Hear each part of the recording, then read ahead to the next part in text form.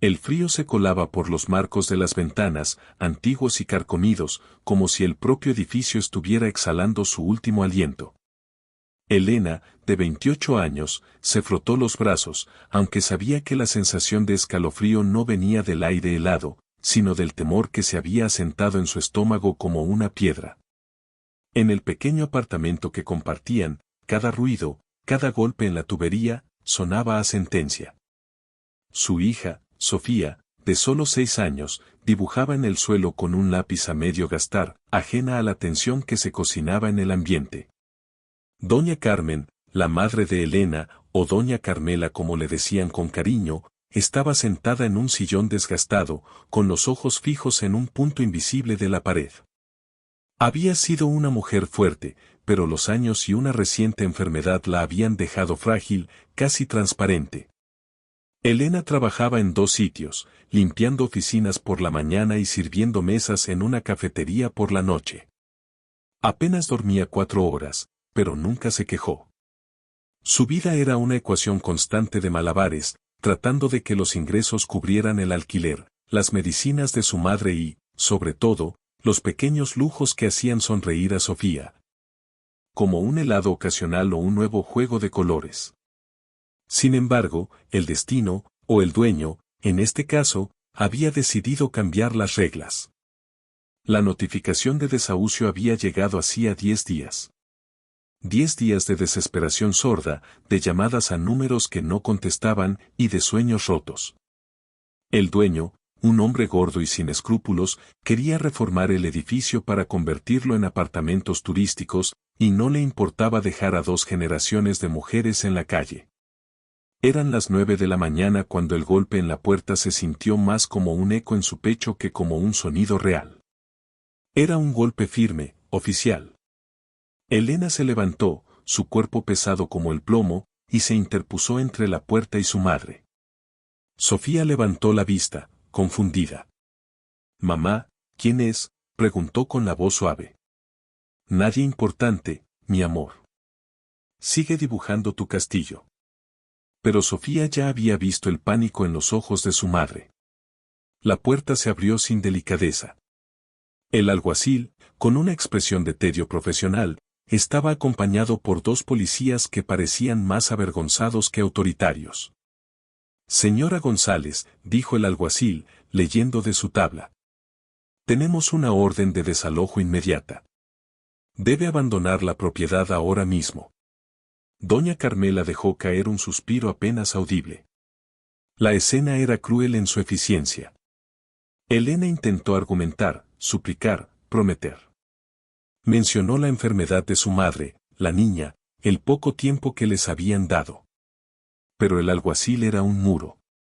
Las palabras rebotaron en su indiferencia. Solo le permitieron tomar las pocas cosas que podían cargar. En 15 minutos, su vida entera se redujo a 3 bolsas de lona llenas de ropa, una caja de recuerdos viejos y la manta favorita de Doña Carmela. Salieron a la calle. El sol era brillante, pero no ofrecía calor. Sofía, aferrada a la mano de Elena, miraba su antiguo hogar con ojos muy abiertos. «Mamá, ¿dónde vamos a dormir?».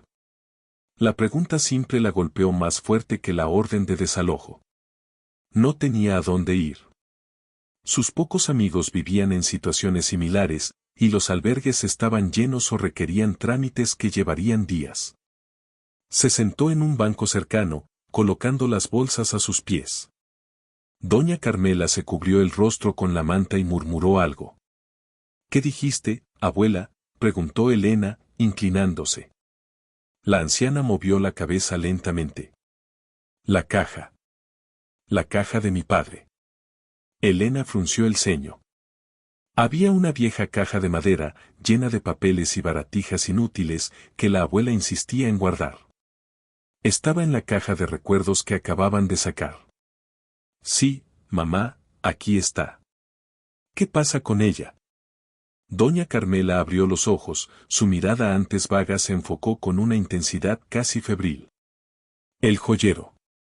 Él nunca debió haberlo tomado. Está en la caja. El joyero de mi abuela. Su promesa». Búscalo, hija. Búscalo. Elena pensó que era solo la confusión de su madre. El joyero era probablemente un juego de botones viejos o alguna tontería. Pero en ese momento de desamparo absoluto, la extraña urgencia en la voz de su madre la obligó a asentir. Era algo a lo que aferrarse. Una promesa olvidada, una distracción de la realidad de que ahora eran tres mujeres solas, sin hogar, en medio de una ciudad indiferente. Tomó la caja de madera y la puso sobre sus rodillas, sintiendo un peso inusual dentro, un peso que no le parecía el de unos simples papeles.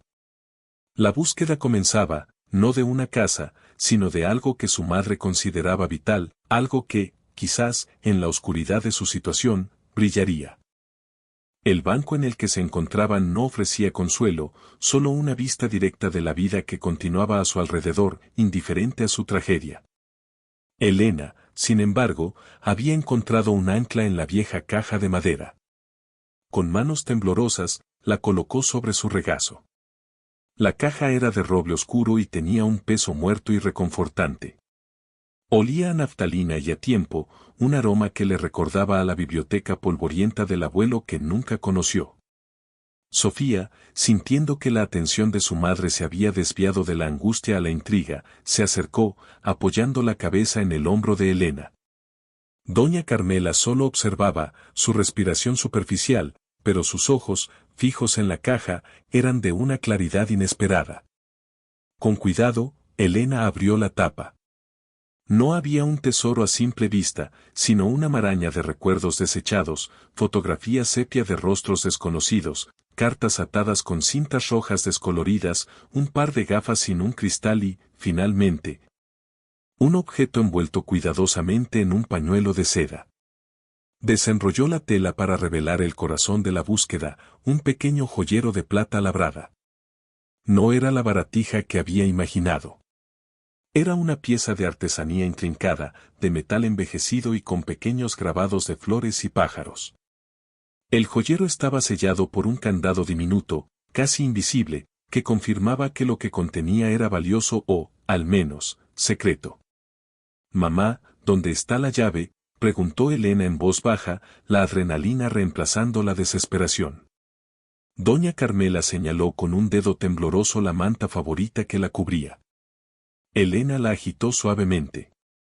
Algo cayó con un tintineo metálico en el hormigón. Era una llave, no más grande que la uña de su pulgar, de bronce, con un diseño singular en el mango, una pequeña G gótica.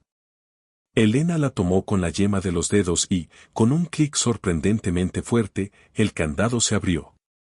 Dentro, había dos objetos. El primero era un broche antiguo, oro rosa trabajado en forma de lirio, con una esmeralda tallada en el centro que parecía capturar la luz del medidor de la calle. Era una joya de museo, cuyo valor, Elena lo supo instintivamente, superaba cualquier cheque de pago que hubiera recibido en su vida. El segundo objeto era un pergamino enrollado, sujeto con un hilo de cáñamo. El pergamino, amarillento y quebradizo, no contenía letras ni números, sino una serie de dibujos extraños y símbolos abstractos.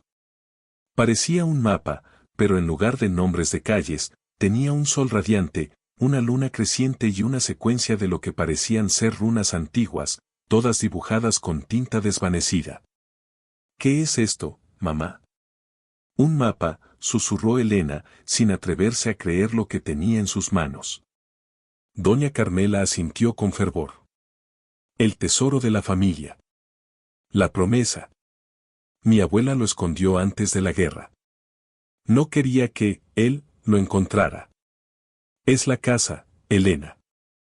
Es más que joyas». La anciana tosió, exhausta por el esfuerzo de hablar con tanta claridad. «El sol, la luna y las estrellas, solo tú puedes verlo». Elena miró el broche de esmeralda, sintiendo su frío peso. Podría venderlo hoy mismo y pagar meses de alquiler en un sitio decente, incluso un año de la escuela de Sofía. Podría solucionar sus problemas inmediatos. Pero el brillo febril en los ojos de su madre, la convicción de que el verdadero valor no estaba en la joya, sino en el papel, la detuvo. Si este pergamino llevaba a una casa, a un legado familiar perdido, el valor de la joya era solo una distracción. La noche se acercaba. No podían seguir en el banco. Con el broche de esmeralda escondido en el bolsillo más seguro de sus jeans y el mapa en el pecho, Elena tomó una decisión. No iría a un albergue público, el joyero y el mapa la hacían un blanco. Necesitaba un lugar discreto y seguro. Recordó un viejo hostal de mala muerte en el barrio industrial, conocido por aceptar pagos diarios en efectivo sin hacer demasiadas preguntas. Sería temporal, pero seguro para la noche. Vamos, abuela. Vamos a buscar un lugar caliente para ti y Sofía, dijo Elena, levantándose con una nueva determinación. Esta noche, descansamos. Mañana, empezamos a descifrar este mapa. Mientras se alejaban, las tres figuras bajo el peso de sus pertenencias, Elena sintió, por primera vez en mucho tiempo, que el futuro no era solo un agujero negro de deudas, sino un camino lleno de misterios por resolver. La desesperación se había transformado en una misión. El hostal El Retiro era cualquier cosa menos un retiro. Olía a humedad, a tabaco rancio y a promesas rotas. Pero la habitación, pequeña y con dos camas desvencijadas, ofrecía una puerta con cerrojo y una bombilla que funcionaba, lo cual era un lujo incalculable. Después de asegurarse de que Sofía estaba cómoda, acurrucada junto a doña Carmela, Elena desdobló el pergamino sobre la mesa de noche. La luz amarillenta de la bombilla iluminó el mapa cifrado, revelando detalles que antes habían pasado desapercibidos. El pergamino no estaba hecho de papiro, sino de una piel muy fina, posiblemente de cabra, tratada para resistir el tiempo. Los símbolos eran fascinantes, no eran letras ni números, sino una serie de iconos astronómicos y geométricos.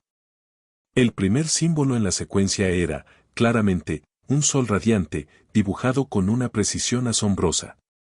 Debajo del sol, había un dibujo más pequeño, una forma de abanico con líneas numeradas, lo que Elena identificó inmediatamente, un reloj de sol. El sol, la luna y las estrellas, solo tú puedes verlo, había dicho doña Carmela.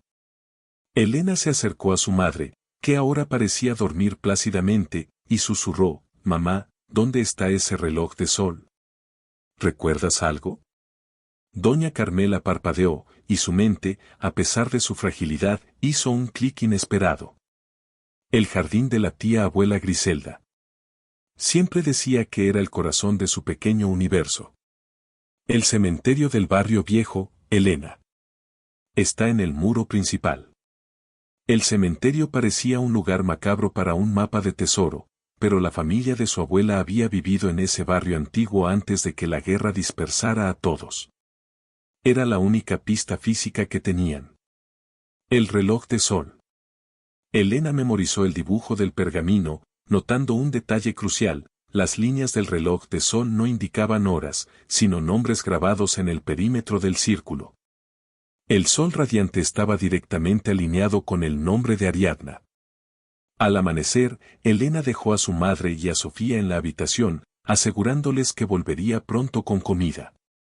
Escondió el broche de esmeralda bajo la tabla suelta de un zócalo, demasiado valioso para llevarlo, y salió con solo el mapa en el bolsillo. El cementerio del barrio viejo era un lugar tranquilo, una isla de silencio entre el bullicio de la ciudad. Era temprano, y la niebla se aferraba a las viejas lápidas de mármol. Tras buscar durante 20 minutos, Elena lo encontró: el antiguo reloj de sol, incrustado en el muro de piedra que daba al jardín trasero de lo que alguna vez fue la casa de su tía abuela. Era idéntico al dibujo del pergamino. El reloj de sol, tallado en piedra caliza, no tenía números, sino 12 nombres en latín, correspondiendo a 12 meses o 12 figuras familiares. Justo donde el pergamino indicaba que debía estar el sol radiante, estaba el nombre de Ariadna. Pero la clave no era solo el nombre, sino lo que la sombra proyectada por el gnomon, la aguja que da la sombra, señalaba. El pergamino indicaba que la sombra, cuando el sol estaba en su punto máximo, apuntaría a la siguiente pista. Elena esperó, observando cómo el sol ascendía lentamente. El tiempo se estiró dolorosamente. A medida que el reloj se acercaba al mediodía, el gnomon proyectó una sombra nítida que, al pasar por Ariadna, se detuvo exactamente sobre una pequeña grieta en el muro de piedra. Una grieta que Elena no habría notado de otra forma. Metió los dedos en la grieta. La piedra cedió ligeramente. Con un tirón, logró sacar un ladrillo desgastado que parecía ser parte de la estructura. Detrás, no había un hueco profundo, sino un cilindro de latón sellado con cera. Con el corazón latiéndole fuerte, Elena rompió el sello. Dentro, encontró una pequeña brújula de bolsillo y un trozo de papel más fino que el pergamino. El papel contenía una sola frase, escrita en una caligrafía elegante y antigua: donde el lirio florece bajo la luna nueva, el camino de plata comienza. El lirio. Era una referencia obvia al broche que había dejado escondido.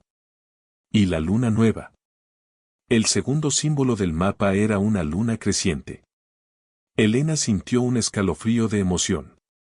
La búsqueda no era solo sobre un lugar, sino sobre la interpretación de los símbolos familiares. Necesitaba volver con su madre para entender dónde podría florecer un lirio en la oscuridad de la ciudad. La esperanza, esa emoción que creía haber olvidado, regresó a ella, ligera y brillante como el broche de esmeralda. El desahucio ya no era el fin de su historia, sino el comienzo de una aventura. Elena regresó al hostal con el corazón latiendo con una mezcla de agotamiento y adrenalina. Llevaba pan y algo de fruta, pero lo más valioso que traía era la confirmación de que la búsqueda era real. Sofía se despertó al ver la comida, pero Elena apenas le prestó atención, dirigiéndose directamente a su madre. Sacó el broche de esmeralda del zócalo, sintiendo la joya fría y pesada en su mano, y puso el pergamino y la pequeña nota descifrada delante de doña Carmela. «Mamá, tenías razón. Mira lo que encontré», dijo Elena, señalando la nota: donde el lirio florece bajo la luna nueva, el camino de plata comienza. Doña Carmela tomó la joya con dedos temblorosos. La esmeralda brilló incluso en la escasa luz de la habitación. El lirio, la firma de mi abuela. Ella lo usaba siempre. Decía que le recordaba a la esperanza después de la tormenta. La anciana pasó el pulgar por el oro rosa. El lirio es la llave, Elena. ¿Y la luna nueva? Elena desdobló el pergamino y señaló el segundo símbolo, la luna creciente. Este icono estaba dibujado junto a una serie de ondulaciones que parecían representar agua o una fuente. La luna nueva, hija, es la fuente en la plaza del Arco Iris, en el barrio de los alfareros. Es una plaza vieja, olvidada. Hay una escultura de una mujer joven que sostiene una luna creciente de metal, ¿recuerdas? Siempre le llamaron la fuente de la luna nueva. Cuando eras niña, íbamos allí a tomar el sol. Elena, que había crecido cerca de esa plaza, asintió, sintiendo que la memoria volvía como un chorro de agua fría. La plaza del Arco Iris, un lugar que había ignorado durante años, ahora se presentaba como el siguiente punto vital de su mapa. El pergamino no señalaba un tesoro, sino un camino, una peregrinación a través de sus propios recuerdos familiares y la historia de la ciudad. El lirio, la joya, era el medio, no el fin. Si el lirio florece allí, significa que tengo que usarlo de alguna manera, meditó Elena en voz alta, examinando la parte trasera del broche. Descubrió que la aguja del broche no era solo un alfiler, sino que estaba unida a un pequeño mecanismo de resorte, lo que sugería que no estaba diseñado solo para prenderse a la ropa. Al presionarlo, el mecanismo liberó una punta diminuta, casi como un punzón. Elena esperó hasta la tarde, el momento en que la luz es más tenue y la actividad policial disminuye. Dejó a Sofía dormida y le prometió a doña Carmela que no tardaría. El barrio de los alfareros estaba a 1 hora a pie. Cuando llegó a la plaza del Arco Iris, la encontró tal como la recordaba, descuidada, pero con el encanto melancólico de las cosas antiguas. En el centro, la estatua de piedra de la mujer sostenía en sus manos abiertas una media luna de hierro oxidado.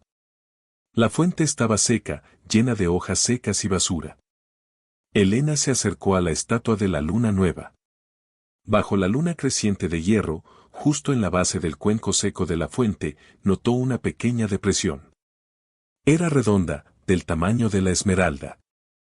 El aire se cortó en sus pulmones. Con manos que temblaban de expectativa, sacó el broche y presionó suavemente la esmeralda en el hueco. Encajó perfectamente. Cuando la esmeralda hizo contacto total con la piedra, se escuchó un clic suave dentro del pedestal. El sonido fue seguido por un chirrido sordo y lento. Uno de los adoquines que formaban el suelo de la plaza, justo enfrente de la estatua, comenzó a hundirse, revelando una abertura estrecha y oscura. Era un pozo vertical, demasiado pequeño para un cuerpo, pero claramente un buzón o un acceso a un escondite. Elena retiró el broche, el adoquín permaneció hundido, y se asomó. El agujero estaba cubierto de telarañas, pero al fondo, sobre un lecho de grava, había una barra de metal brillante y larga. Con ayuda de una rama, la sacó. No era una simple barra, sino un bastón de mando, de plata, cuya empuñadura estaba tallada con constelaciones. La plata era tan pura que reflejaba la luz, dándole el aspecto de un camino de plata literal, como mencionaba la pista. El bastón no solo era valioso, sino que en el centro de las constelaciones de la empuñadura había un pequeño agujero. Elena se dio cuenta de que el broche no era la clave, sino la llave. La esmeralda encajaría en el agujero del bastón. Tomó el bastón y, justo en la base, grabada en una tipografía casi invisible, estaba la tercera y última pista del mapa, un dibujo de una cúpula con 5 estrellas. Necesitaba desesperadamente a su madre para descifrar la cúpula con 5 estrellas. El camino de plata la había guiado, pero solo la memoria de Carmela podía revelar el destino final. Elena entró en la habitación del hostal, esta vez sin el cansancio de la noche anterior, sino con una euforia contenida. Sofía estaba despierta, jugando tranquilamente con el joyero de plata vacío que Elena le había dado. Doña Carmela la recibió con una sonrisa débil, observando el brillo de determinación en los ojos de su hija. Elena se sentó rápidamente a su lado y desenrolló el pergamino por última vez, colocando el bastón de plata en medio de la cama. «Mira, mamá. Es un bastón de mando, de plata pura». «El camino de plata», explicó Elena, trazando las constelaciones en la empuñadura. «Y aquí, en la base, la última pista». Señaló el dibujo grabado, una cúpula coronada por 5 estrellas. Doña Carmela se inclinó, con un esfuerzo visible. Sus ojos se nublaron por un momento, como si estuviera abriéndose paso a través de una densa niebla de años, pero luego se aclararon con un doloroso reconocimiento. «El observatorio de los González», susurró, su voz apenas un hilo. «Tu bisabuelo, el padre de mi madre, era un astrónomo aficionado, pero brillante. Construyó un pequeño observatorio en el techo de nuestra antigua casa familiar, en el anexo trasero. Lo llamaba, el Templo de Orión. Las 5 estrellas son las del cinturón de Orión, la constelación que más amaba». Elena sintió que el aire se espesaba con la historia.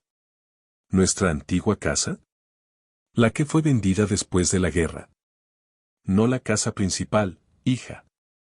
Había una extensión, un anexo olvidado por el comprador. El observatorio estaba en la cúpula.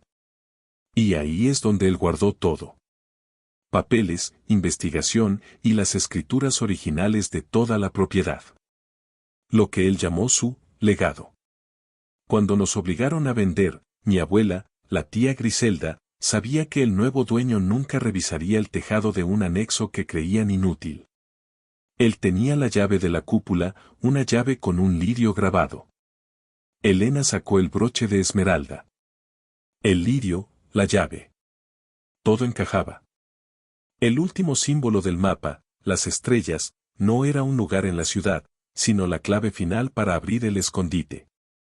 El tesoro no eran solo joyas, sino algo mucho más grande, la prueba de propiedad que podría invalidar la venta original o, al menos, un valor que aseguraría su futuro de por vida. Necesitaban ir allí, al barrio de los alfareros, de vuelta a la vieja casa, o al menos a sus ruinas. Pero ahora iban preparadas. Elena insertó la punta del lirio de esmeralda en el agujero del bastón de plata. Al hacerlo, el bastón emitió un clic suave y una pequeña luz parpadeó en el centro de la empuñadura, confirmando que la joya y el bastón eran un mecanismo de seguridad. Mientras Elena guardaba el bastón bajo el colchón, la puerta se abrió de repente sin que nadie llamara. Elena se sobresaltó. Era Ricardo, el primo segundo de Elena, un hombre que siempre había mostrado una simpatía superficial, pero que en realidad era conocido por su envidia y su mala gestión financiera. Estaba pálido y sudoroso. Elena. Qué bien que te encuentro. Su voz era forzadamente alegre. Escuché lo del desahucio. Vine tan pronto como pude. ¿Estáis bien? Elena sintió un escalofrío. Ricardo no había aparecido en años. ¿Cómo supiste dónde estábamos? Nadie lo sabe, Ricardo. El dueño, dijo Ricardo, forzando una sonrisa tensa.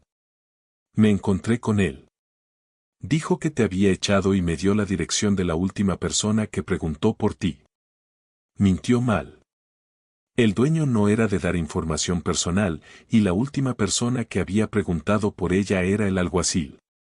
Pero la verdadera traición no vino de su mentira. Vino del bolsillo de su chaqueta, donde Elena vio un destello fugaz de papel. Era una copia del pergamino. Una versión fotocopiada y borrosa, pero inconfundible. Alguien más había conocido el secreto de la abuela y había estado siguiendo cada movimiento de Elena. Ricardo miró el destello en los ojos de Elena y su sonrisa se desvaneció, revelando el miedo. ¿Qué estás mirando, Elena? Preguntó, poniendo la mano instintivamente en su bolsillo. Nada, respondió Elena, con la voz firme a pesar del miedo. Solo pienso en dónde vamos a ir mañana. Pero no te preocupes, Ricardo. Ya nos las arreglamos solas. Ella sabía que no podía confiar en él. La traición había entrado en la habitación y Ricardo no era un aliado, sino un sabueso siguiendo el olor del oro. La carrera por el legado de Orión acababa de empezar y ahora no solo era contra la desesperación, sino contra un familiar codicioso. Elena sabía que no podía perder tiempo. El descubrimiento de la copia del pergamino en posesión de Ricardo significaba que él ya había resuelto, o estaba a punto de resolver, las primeras pistas. Tenía que llegar al observatorio de los González antes de que él lo hiciera. Dejó a Sofía dormida y, tras un beso tranquilizador a doña Carmela, que ahora dormía más profundamente gracias a la paz mental que le había dado el avance, se deslizó fuera del hostal en la oscuridad de la madrugada. El barrio de los alfareros estaba inmerso en un silencio pesado y pre-amanecer.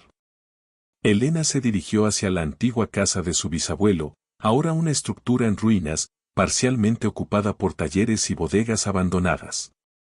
La casa principal había sido derribada hace años, pero el anexo del observatorio, de alguna manera, se mantenía en pie, oculto tras un muro de hiedra y escombros. Elena se coló por un boquete en el muro trasero. La adrenalina la hacía moverse con sigilo y precisión. El anexo era un edificio de 2 plantas de ladrillo rojo, coronado por una cúpula baja y achatada. Era la cúpula del Templo de Orión. El acceso al techo era a través de una escalera de caracol de hierro oxidado que se encontraba en el patio interior. Mientras subía, el bastón de plata en una mano y el broche de esmeralda en la otra, escuchó un ruido metálico en la parte superior. Alguien ya estaba allí. Ricardo. Él había sido más rápido de lo que ella había previsto, o tal vez la había seguido directamente desde el hostal. Al llegar al techo, el viento frío la golpeó. Ricardo estaba de pie frente a la cúpula, una estructura de madera que se parecía a una pequeña capilla circular. Estaba forcejeando con el mecanismo de la cerradura, usando una palanca de ferretería barata. La frustración y el sudor cubrían su rostro. Ricardo, gritó Elena, haciendo que se diera la vuelta de golpe. Sus ojos se abrieron de sorpresa, pero inmediatamente se tornaron duros, llenos de codicia. Elena. ¿Cómo has llegado aquí? Pensé que te perderías en el camino. Él ocultó la palanca detrás de su espalda. Qué casualidad, ¿no? Yo también he venido a ver si quedaba algo de valor familiar aquí. Cosas sentimentales, ya sabes. No mientas, espetó Elena, avanzando con determinación. Vi la copia del mapa. Y sé que no te importa lo sentimental. Solo te importa el oro. ¿Cómo lo supiste? ¿Cómo supiste del pergamino de la abuela? Ricardo suspiró, su fachada de simpatía finalmente desmoronándose. Fácil. El abuelo de mi padre, el hermano de tu bisabuelo, era un celoso. Él fue el que le quitó a tu abuela, doña Carmela, el joyero años atrás. Creía que contenía la llave del legado de Orión. Pero la tía Griselda, tu abuela, se quedó la llave. Yo encontré la copia de su mapa entre los papeles de mi padre. Llevo meses intentando descifrarlo. Tú, con tu miseria y tu expulsión, has hecho el trabajo por mí. ¿Dónde está la llave del lirio? Dámela. Ricardo sacó la palanca. Elena alzó el bastón de plata, la brújula en la empuñadura brillando Fantli. Estás demasiado tarde, Ricardo. Yo tengo el lirio, y yo tengo el camino de plata. Elena se movió con rapidez, acercándose a la cerradura circular en el centro de la cúpula. La cerradura no era de metal, sino una placa de obsidiana con un hueco en forma de lirio en el centro. Ricardo se abalanzó. No. La confrontación fue breve y desesperada. Elena esquivó el golpe de la palanca. Mientras él recuperaba el equilibrio, ella insertó el broche de esmeralda en el hueco de la cerradura. El broche encajó con una precisión milimétrica. Luego, usó el bastón de plata para ejercer presión. Con un crujido de mecanismo que había estado en silencio por más de 50 años, la cerradura se abrió. La pesada puerta de madera se deslizó hacia un lado, revelando una abertura. Ricardo, furioso, la empujó hacia un lado y se lanzó a la cúpula. Es mío. Todo es mío.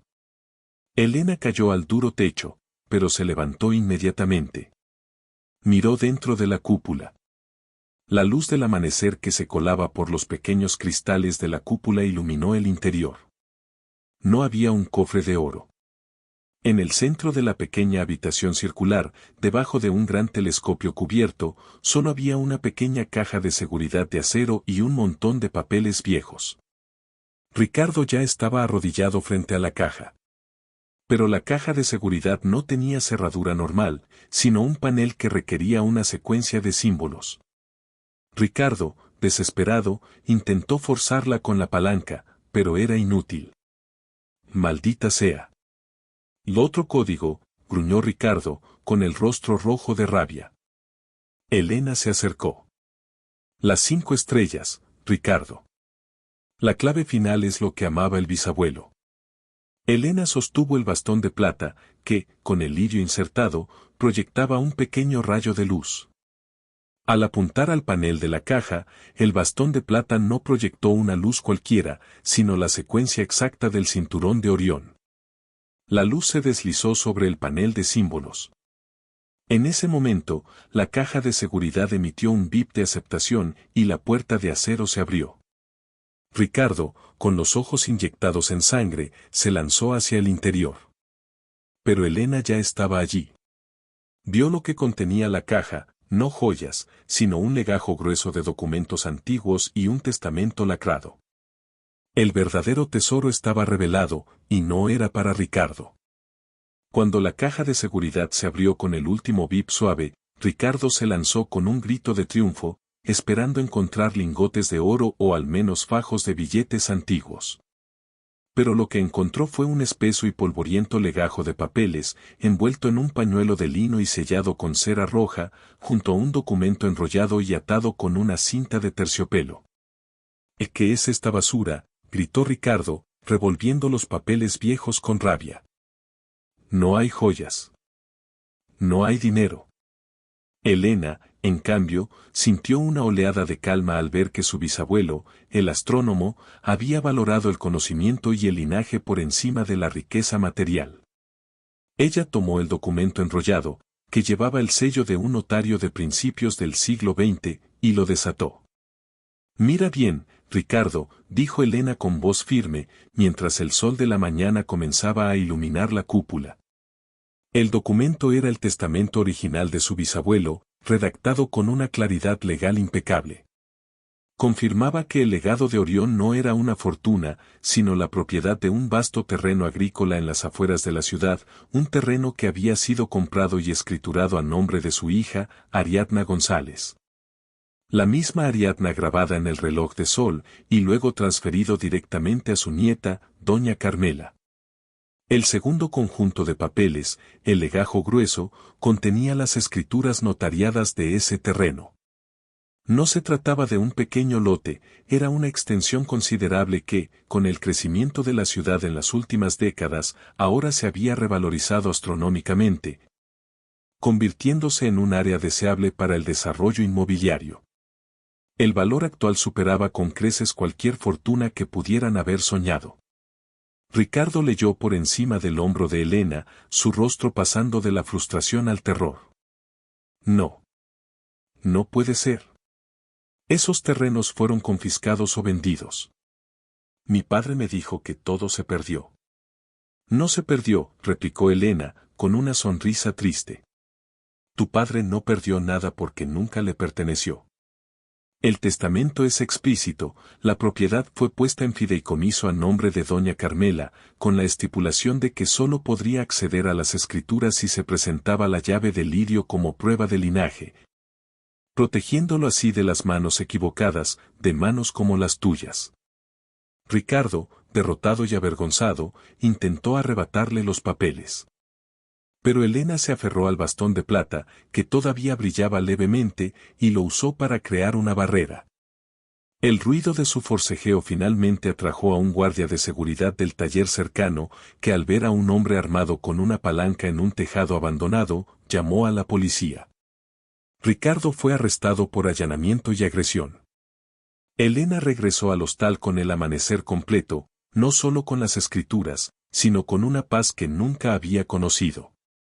Doña Carmela, al ver los papeles, no lloró de alegría, sino de alivio. «Hemos vuelto a casa, hija», susurró. Esa era la verdadera promesa. Una semana después, con la ayuda de un abogado honesto, Elena validó las escrituras. El valor del terreno era tan grande que ni siquiera la venta parcial era necesaria para asegurar su futuro. Decidió vender una pequeña porción para construir una casa confortable y moderna en el resto de la propiedad. Meses más tarde, la vida de las tres mujeres era irreconocible. Se mudaron a una casa luminosa, con un gran jardín. Doña Carmela recibió la atención médica que necesitaba, y Sofía, por primera vez, asistía a una escuela donde sus compañeros no la miraban con lástima. Elena, liberada de la esclavitud de sus dos trabajos, se dedicó a administrar el patrimonio y, en un homenaje a su bisabuelo, usó parte del dinero para establecer una pequeña beca de estudios en astronomía para jóvenes con bajos recursos. El broche de esmeralda y el bastón de plata se convirtieron en reliquias familiares, símbolos de que, a veces, la riqueza más grande está oculta en las historias y las promesas que se creían olvidadas. El día que las echaron, fue el día en que, irónicamente, su verdadero hogar y fortuna fueron revelados. El descubrimiento había cambiado todo.